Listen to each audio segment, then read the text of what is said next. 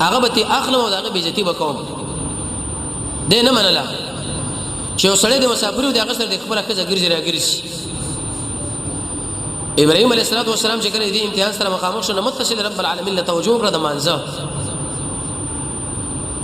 کوم ویل چې داس ما خور ده یا می مور ده یا بل څه نه به هغه خوش کوله توریه په دې ځای کې وکړه حدیث کې راځي ابراهيم عليه السلام د درې کذبات انت کذبات دا مانند چې دروغ ویل دي هغه ټول حقایق دي توریه دا معنا د شی لفظ به استعمال کی چې دغه دوه معناګانی و معنا نږدې او بل معنا لري مخاطب ستا چې دغه نږدې معنا ولې تل لري ته پوښتې دی وګي ودا څوک ده ودا مې خور ده نور هغه نه ویل چې ګوره کسانه ته پوښتې ته به مرته وځي خورې ما وجه ده چې تاسو ما خور په دې دین کې ځکه تم مؤمن یو زم مؤمن بادشاہ شکر دا ولې ده چې د خور د مناسب ده چې د خوشی کړي وځه هغه زنانو سره کارو لیکن مفسرین ذکر کوي چې په خپل لوز باندې د پاسه دار وختو وی ویل چې دی بیزتی بز کوم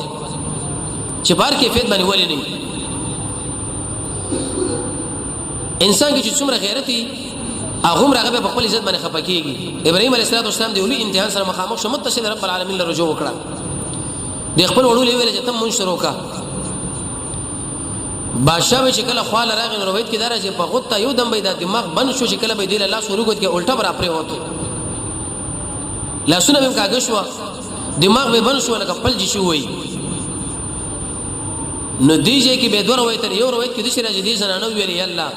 ته دا را جوړ کا اس نه چې داخله سبب ما باندې دا فیصله ونی کې چې دا خو تو وجلو د یو امتحان نه بچو په بل کې براګیر شي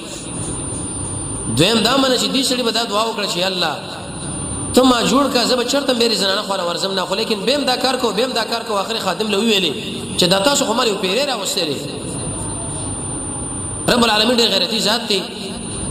ابراهيم عليه السلام د الله په دین باندې غیرت کړي رب العالمین هو زغه په حیا باندې غیرت کوي دشمن لفریدنا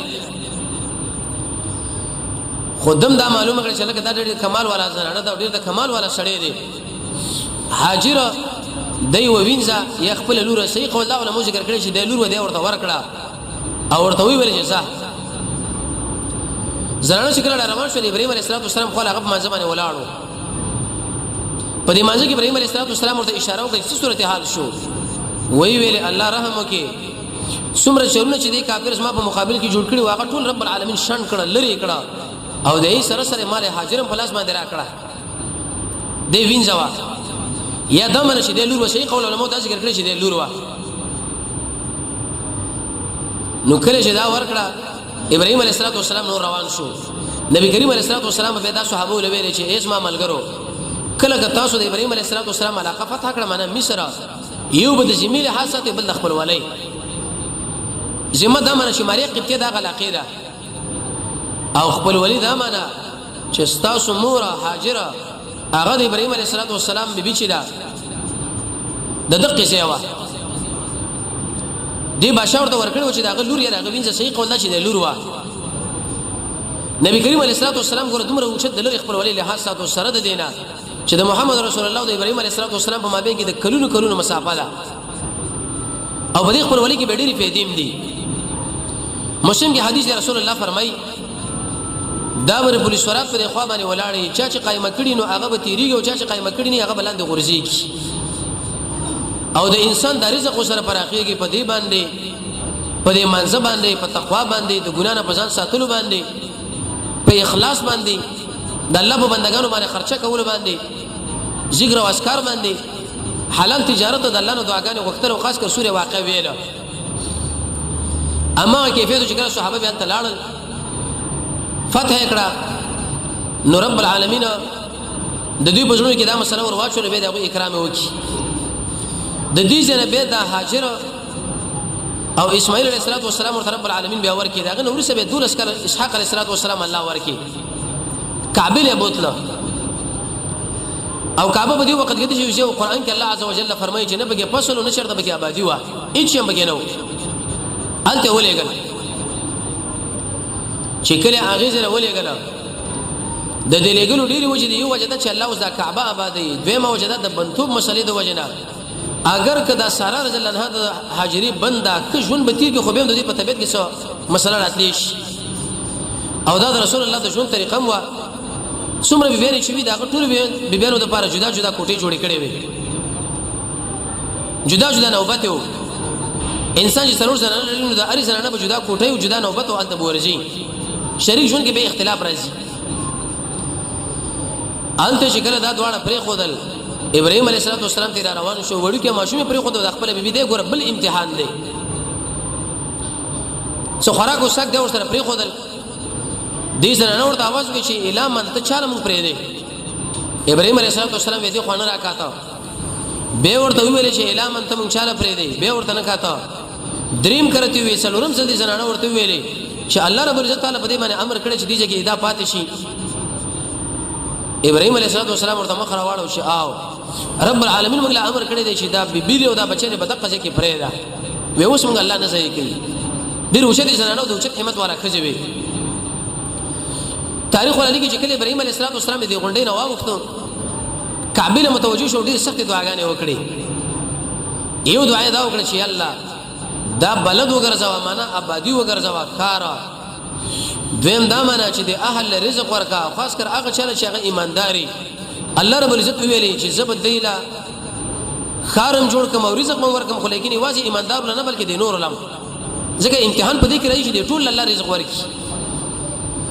کچیر د واځي مؤمنانو لوي نه په دې کې دا مؤمنان یو بل څوک بنوي الله رب العزت به دا آباد کړو په مرور د زمانه باندې تاریخ ولا دالي کې شدید د خوراک اوس کا خلاص کې نو د صفا او مروه په مابین کې هاجری رضی الله عنها منډه واخصه چې ترسو پوری خلک پیدا کوم د دې بچی لپاره د خوراک او سخت تنظیم ته برابر کوم قافله براغلی یا بخ کډي کوچینا سبته راقرش کو د خپل بچی له به ورکو لیکن د صفا د غونډې نه چکل راکته شو منډه به واخصه وکړه دې منډه واخصه د دې وجنه نبی کریم علیه السلام د هاجر د تابعداري د وجنه او د الله د امر د وجنه په دې کې دا وګرځي شنو د هاجر منډي وای په دې کیفیت باندې التزی لیکن هیڅ وګړه په نظر باندې رانغه جبريل په دې وخت کې आवाज وکي چې کله جبريل आवाज وکي نو د خپل ځان سره د خبرو کړي چې لکه چپ شدا څوک تعالی आवाज کوي لکه سړی چې आवाज یې کوي او څوک په आवाज وکړي ځان سره دا غړي چې لکه چپ شدا څوک خبره کوي به आवाज وکي ورته ویلي هاجره